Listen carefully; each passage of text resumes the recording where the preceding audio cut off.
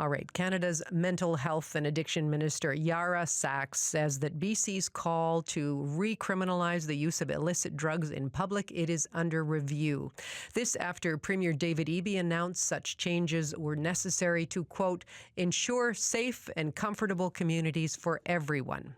So joining us now is someone with a long history with this issue. Dr. Perry Kendall declared the public health emergency back in 2016 after seeing a surge in drug-related deaths in this province. He was BC's provincial health officer from 1999 to 2018, and we have caught up with Dr. Kendall in Victoria this afternoon. Hello there. Good afternoon.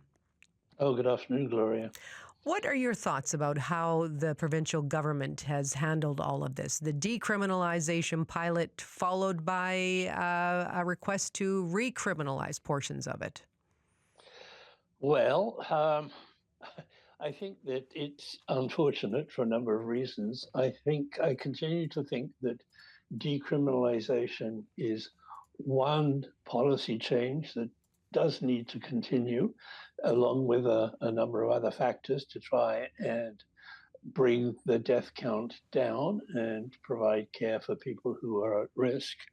But I do think that, unfortunately, this kind of the pushback that we've had over the past 9 months has really served to re-stigmatize the individuals that we were trying to help. And I think that one of the gaps, the lessons learned from this, is that it happened at the same time as an increase in homelessness. The homelessness counts went up about 30% in at least a couple of jurisdictions, and life has become tougher for people on low income, and it's become even harder to get primary health care and primary mental health care. So there were a number of things going on in the background which had nothing to do with criminalization, but which might have made the public statement or the public vision of what was happening might have worsened that. I also recently heard, just in a previous interview, from somebody who I respect, who works with people who use drugs in Victoria, saying that she noticed as well a lack of respect from the people, lack of respect for people who don't use drugs from people who use drugs, so that people were being more upfront and open with their drug use in places that they wouldn't have done it before. And that's unfortunate. And that does point that perhaps we had a big missed opportunity during the run-up and during the early start of destigmatization to work with people who use drugs to try and get that balance between feeling freer because they no longer have to fear the police intervening in their lives so often, but with the respect for people who also want to share those spaces with them. So all in all, it's disappointing. There are some lessons to be learned from it. I'm very glad that the Premier is considering carrying on for another 2 years, and I hope that he gets federal support to do that, because I think that the increased destigmatization and the pushing this back into alleyways does increase the risk of coming across toxic drugs and death or serious injury. I think there's also an opportunity here. UBCM in 2022 did pass a motion supporting, among other things, decriminalization. Maybe government should be going back and talking to the municipalities who haven't created safer spaces, who have opposed overdose prevention sites, and who have opposed supervised consumption sites, and work harder with them to try and find these safer places that will prevent lives. And I agree with increasing access to care on demand when people want it. But at the same time, we have to realize that we have no silver bullet, and that people who are addicted and are seeking to get off that addiction, there could be a long road ahead of them with many opportunities to relapse. And they're at much higher risk if they do relapse. So not having services there to help people at risk will make life worse and will not help us deal with the toxic drug. Well, you did mention municipalities here, and we have heard from mayors across the region. Just this week, the mayor of Nanaimo, Leonard Krogh, was a guest of Stephen Quinn's on the early edition, and of course, you're aware that Leonard Krogh was an NDP MLA until 2018. Here's some of what he told the CBC about this move. Not even two major addicts who are parents want to walk their 5-year-old down a street and have that child observe someone smoking crack openly. Right now, people are just mad, and candidly, I think most of us mayors are tired of hearing the complaints because it is the biggest single source of complaint in our inboxes, on our emails, on the street, in the grocery store, wherever any of us go.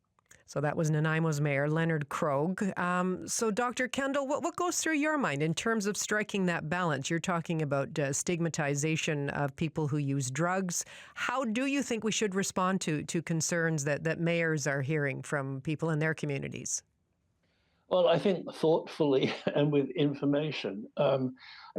Much of the data suggests that if kids see people using drugs, it doesn't actually encourage them to use drugs. If anything, the opposite. They get an aversion to going down that route. On the other hand, I can understand why people don't want to see people smoking crack on the streets or smoking fentanyl on the streets. But so let's provide safer places for them in which to do that.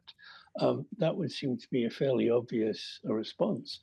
Just clearing the streets of people without putting other services in place is not going to help it. But I do understand the pressures that mayors are facing and that the Premier is facing.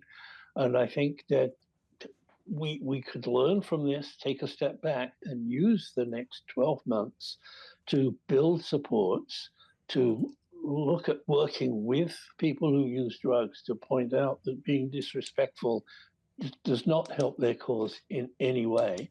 And we'll at least have some time then to see if we can build resources for access to treatment, access to safer places, education and prevention, and more housing. What do you think we could have done differently to improve the success of the Decrim project here in BC? I think we could have worked more closely with the police, who have complained that they felt that they had no recourse to deal with the issue of people using drugs in the street, even though the laws against public intoxication and creating a public nuisance are still there and disturbances are still on the books. So I think some work could have been done there, so they felt less constrained in their responses. I also think that from the beginning, we could have put more effort into actually working with the organizations with people who use drugs. But I think those organizations also share a bit of the blame in that they often walk away from the table if all of their demands weren't met. So although I agreed with them at the beginning that 2.5 grams was really an insufficient amount to be decriminalized, and real life it should have been higher.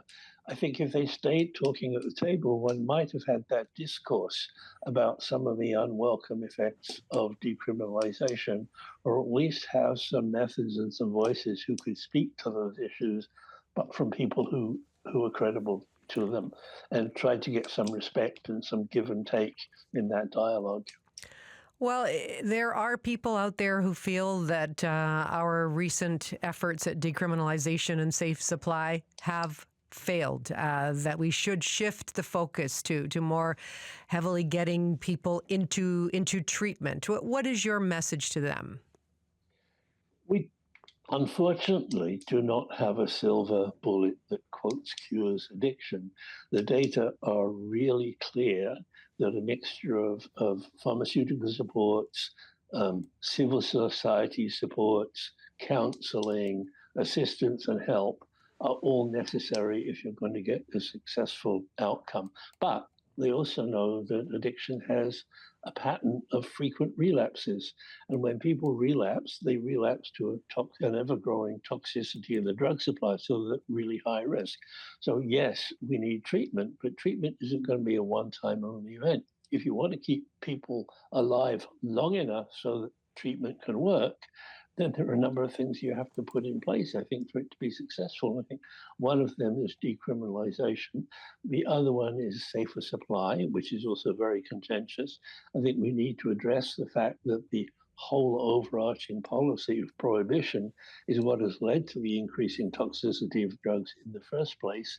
And we need to come up with supports and housing and other supports, which is currently quite a difficult thing to do. So is there an easy answer to this? No, there isn't.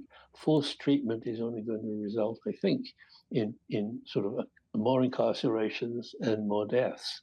So there's no easy answer. It's going to take a while, and it's going to take a substantial investment in resources and primary prevention. Improving the resistance of young people and children is going to be a critical piece of that. Well, we do appreciate being able to check in with you. I know you've been watching this for a long, long time, and just to see how it's all evolved. Dr. Kendall, thank you. Thank you, Gloria. That's Dr. Perry Kendall. He was BC's provincial health officer from 1999 to 2018. He was the one to declare a public health emergency after seeing a rise in drug-related deaths in British Columbia. That was back in 2016. And we caught up with Dr. Kendall in Victoria this afternoon.